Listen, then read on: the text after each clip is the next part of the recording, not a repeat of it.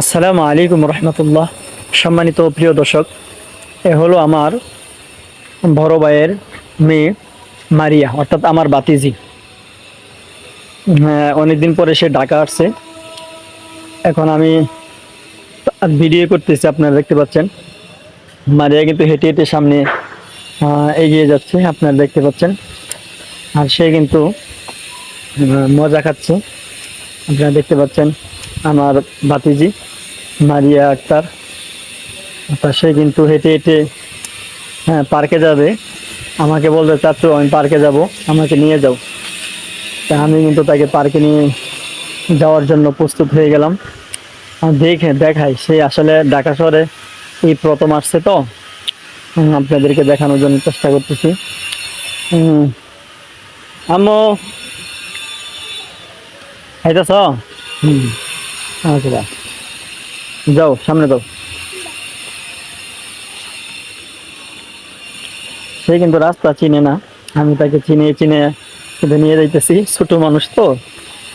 হুম, এই যে এখনো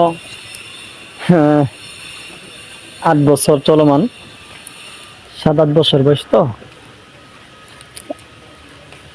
7 বছর হবে বয়স। ছোট মানুষ। চাল ভাজা খাইতেছে।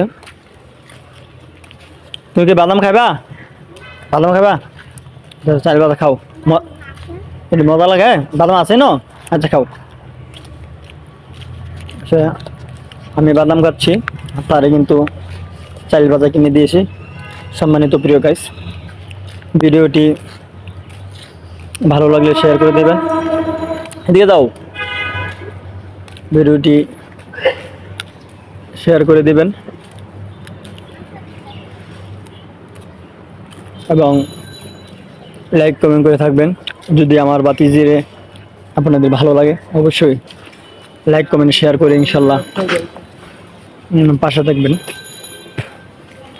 সে কিন্তু হেঁটে হেঁটে যাচ্ছে, আপনারা দেখতে পাচ্ছেন। সেই 4 নং সেক্টরে যে পার্ক আছে, সে পার্কে যাবে।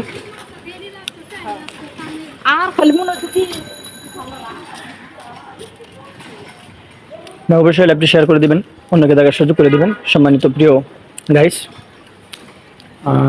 এটা ঢাকা উত্তরা। এর পাশে রাস্তা কাজ চলতেছে, ড্রেনের কাজ চলতেছে, আপনারা দেখতে পাচ্ছেন। ড্রেনের কাজ চলতেছে। সে কিন্তু ছোট ছোট কাজে কিন্তু সামনে এগিয়ে যাচ্ছে। মারিয়ার জন্য দোয়া করবেন, আল্লাহ তাআলা যেন তিনাকে আলেমা হিসাবে আল্লাহ তাআলা কবুল করে, দ্বীনের খাদেমা হিসাবে আল্লাহ তাআলা কবুল আর মনজুর করে। দোয়া করবেন। সে কিন্তু মাদ্রাসায় পড়ে, তার জন্য দোয়া করবেন ইনশাআল্লাহ।